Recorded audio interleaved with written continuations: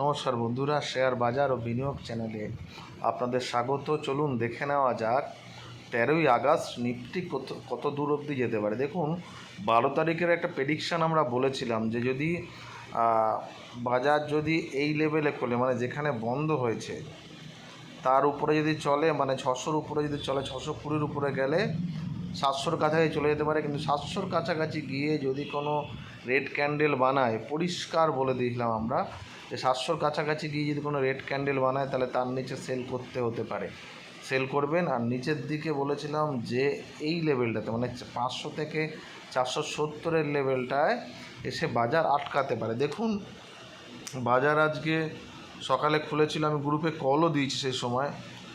এই ক্যান্ডেলটাতে দেখুন, যখন এটা নিচে এসেও এই লেভেলটা ভাঙলো, মানে 620-র লেভেল ভাঙলো, 620-র লেভেল ভেঙে 666, এবং তার উপরে গিয়ে 700 যা টাচ করেছে, করার পরে এই রেড ক্যান্ডেলটা দেখুন এই 666-র নিচে এসে বন্ধ হয়েছে। মানে এখানে পারফেক্ট সেল ছিল এই লেভেলটার তলায়, মানে 660-এর তলায় সেল ছিল, কারণ 660 ভেঙে এখানে বন্ধ হয়েছে, 666 ভেঙে এখানে সেল ছিল। সেলের পরে দেখুন একটা ক্যান্ডেল, দুটো ক্যান্ডেলেই 500-600 লেভেলে চলে আসে, এবং তারপরে এসে 531 অবধি এসছে, তার নিচে নামেনি। এই জায়গাটা একটা ভাইটাল লেভেল কিন্তু হয়ে গেছে। দেখুন 4বার 531-এর কাছাকাছি এসে একটা লেভেল বানিয়েছে, এটাকে এবার অ্যাডজাস্ট করতে হবে একটু। 530 তারপরে এসে আবার উপরে যাওয়ার চেষ্টা করেছে, এবং তারপরে যখন নিচে 600 ভেঙেছে একেবারে এসে 465-র কাছাকাছি লেভেলে এসে বন্ধ হয়েছে। এবার আমরা ডে ক্যান্ডেলে যাই, একটুখানি দেখে নিই আমরা। ডে ক্যান্ডেলে কিন্তু আবার আজকে একটা নেগেটিভ ক্যান্ডেল বানালো, এবং এটা দেখুন এই জায়গায় green candle, red candle, green candle, red candle, এবং আজকে কিন্তু যেভাবে এতটা স্পার্ক করে উপরে গিয়েও নেমে এসছে, এটা খুব একটা ভালো ব্যাপার নয়। তার মানে বাজার ফার্দার আবার কিন্তু একটা কারেকশান হতে পারে। এবার আমরা একটা ব্যাপার দেখাই, আমরা বারবার করে বলেছি এই লেভেলটাতে অনেক ধাক্কা খেয়েছে বহু সময়, মানে হচ্ছে 25,000 থেকে 24,500। দেখুন এখনও কিন্তু আবার এইখানে একটা বেস করে বাজার চেষ্টা করছে দাঁড়ানোর, মানে 25,000 থেকে 24,500 লেভেলের মধ্যে, এর মধ্যেই আছে, কিন্তু তার থেকে স্লাইড একটু নিচে নেমেছে।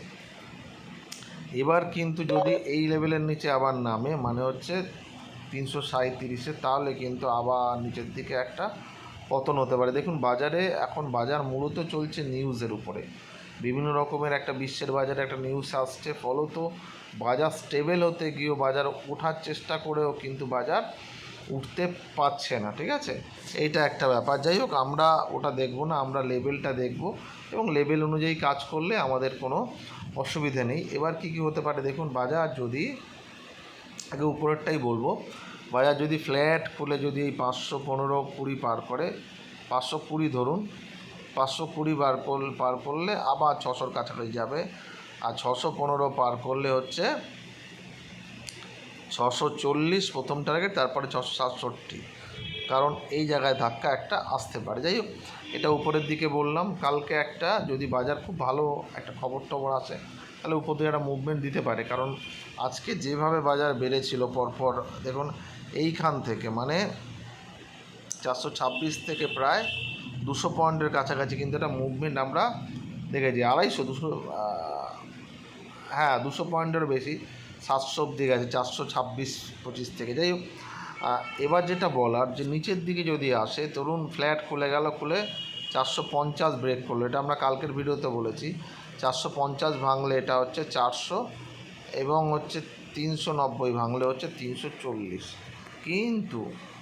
কিন্তু যদি 340 যদি একবার ভেঙে যায়, মানে 330 যদি ভেঙে যায়, তাহলে কিন্তু আবার আমরা 24,200 বা থেকে 215 এই লেভেলটা কিন্তু দেখতে পারি। আপনাদের মার্কেট অত বুঝে কিছু নেই, লেভেল দেখবেন, আর যেভাবে বলছি ঠিক সেইভাবে ট্রেড করবেন, দেখবেন কোনো অসুবিধা হবে না। ঠিক আছে, দেখা যাক কালকে কি হয়। বাজারে কিন্তু চাপ চলে আসছে যখন তখন, মানে রিলিফ হতে গিয়েও বাজার কিন্তু রিলিফ হতে পারছে না।